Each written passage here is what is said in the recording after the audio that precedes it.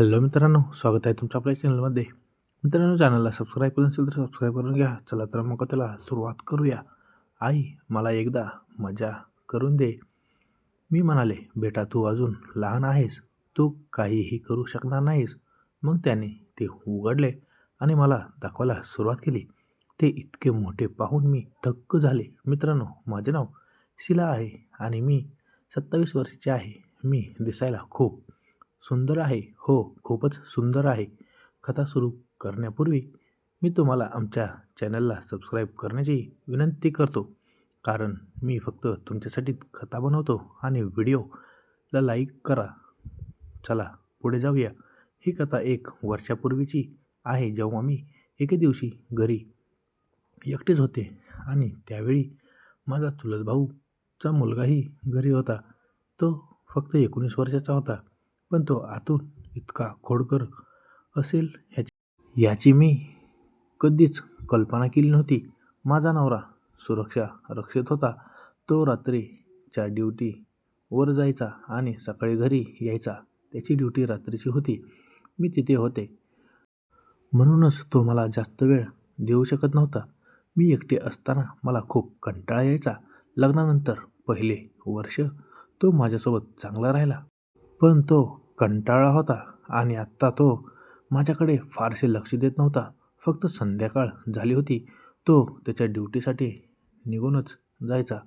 माझा एक लहान मुलगाही होता. तो 12 वर्षाचा असताना जेव्हा आमच्यासोबत ही घटना घडली तेव्हा आम्ही खूप निराश झालो आणि जगण्याची सर्व आशा संपली. पण मी कसं तरी स्वतःवर नियंत्रण मिळवले. माझ्या पतीचे निधन होऊन काही वर्ष झाले होते, पण आत्तापर्यंत आम्हाला मूल झालेलं नाही. आम्ही अनेक डॉक्टरांनाही सांगितले, पण ते उपचाराच्या नावाखाली लाखो पैसे मागतात आणि त्यामुळे माझ्या आयुष्यात काहीही फरक पडत नाही. म्हणून मी हलकी होती, पण ती माझ्यापेक्षा 1 वर्षांनी मोठी होती. कदाचित तिच्या वयामुळे त्याला आत्ता माझ्यासोबत वेळ घालवायचा नव्हता, म्हणूनच तो माझ्याकडे दुर्लक्ष करत होता. पण एके दिवशी जेव्हा तो त्याच्या ड्युटीनंतर घरी आला तेव्हा तो त्याचा मोबाईल खोलीत सोडून अंघोळीसाठी गेला. मी आरामात बसले होते तेव्हा त्याच्या मोबाईलवर फोन आला. मी कॉल अटेंड केला तेव्हा एक बाई म्हणू लागली. हे ऐकून मला आश्चर्य वाटले. रात्री 4 वेळा असे घडले. मला खूप मजा आली. आजही मला तुझी खूप आठवण येते. जाज, प्लीज तू पण ये. माझा नवरा घरी नाहीये. हे ऐकून मी कॉल डिस्कनेक्ट केला. हे ऐकून मला धक्काच बसला. आता मला समजले की माझा नवरा मला वेळ का देत नव्हता. आत्ता माझ्या मनात अनेक प्रश्न येऊ लागले की तो किती दिवसापासून असे करत असेल आणि तो मला ड्युटीवर असल्याचे सांगून दुसऱ्या कोणाशी तरी प्रेमसंबंध ठेवत असेल. पण त्या दिवशी मी ठरवलं की मी आजच प्रयत्न करेन. हे खरंच उघडतंय का? कारण मला माझ्या नवऱ्यावर विश्वास होता की तो असं करू शकत नाही. मी त्या दिवशी त्याच्या जवळ जाण्याचा प्रयत्न करत होते, पण तो मला दुर्लक्ष करत राहिला. मला ते कळलं होतं, पण तो दाखवू किंवा न दाखवू, पण जेव्हा मी त्याच्या जवळ जाण्याचा प्रयत्न केला तेव्हा तो माझ्यापासून दूर जात होता.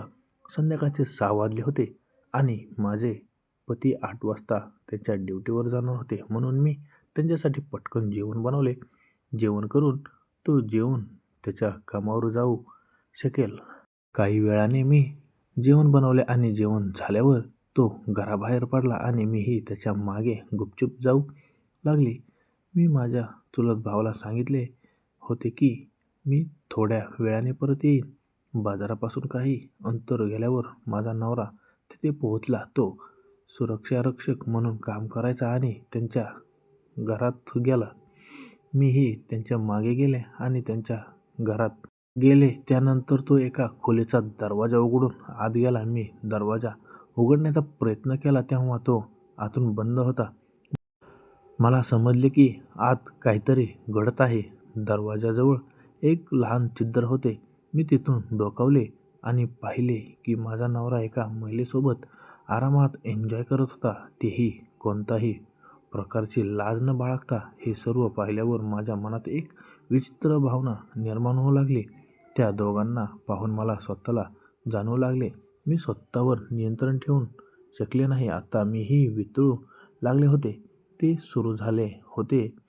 मी काही करू शकत नव्हते. माझ्या नवऱ्याने आधीच मला फसवले होते. मी तिथून रडत घरी आले. त्यावेळी माझा मुलगा माझ्या खोलीत झोपायला होता. मीही माझ्या खोलीत गेले आणि झोपण्याचा प्रयत्न केला, पण मला झोप येत नव्हती. मी तेच पुन्हा पुन्हा पाहत होते आणि आता मी आणखीच वितळत होते. मग असे काही घडले ज्याची मी कल्पनाही करू शकत नव्हते.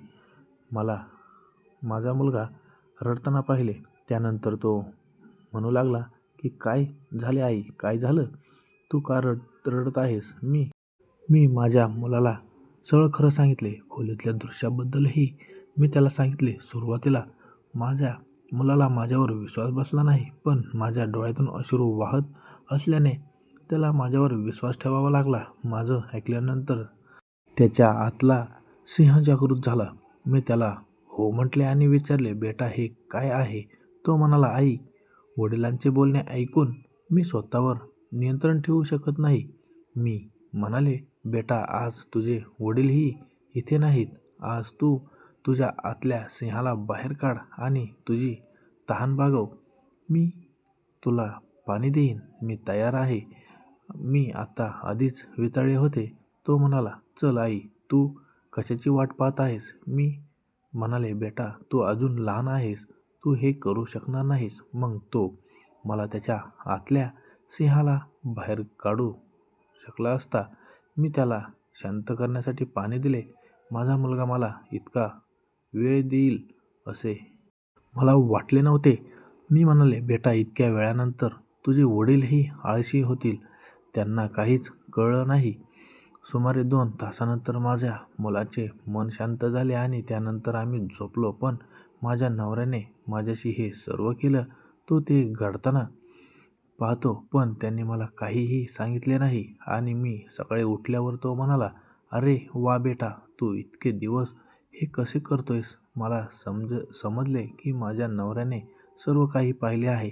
मी त्याला संपूर्ण सत्य सांगितले. तेव्हाच तो माझ्याकडे माफी मागण्यासाठी आला. असं वाटतंय की मी त्यांची माफीही मागितली आणि त्यांना माफही केलं. आम्ही तिघांनाही खूप वाईट वाटलं.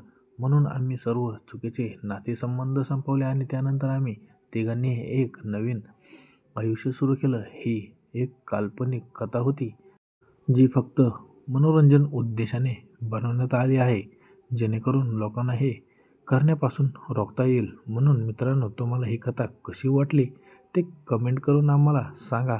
आणि जर तुम्ही नवीन असाल तर आमच्या चॅनलला सबस्क्राईब करून आम्हाला पाठिंबा द्या.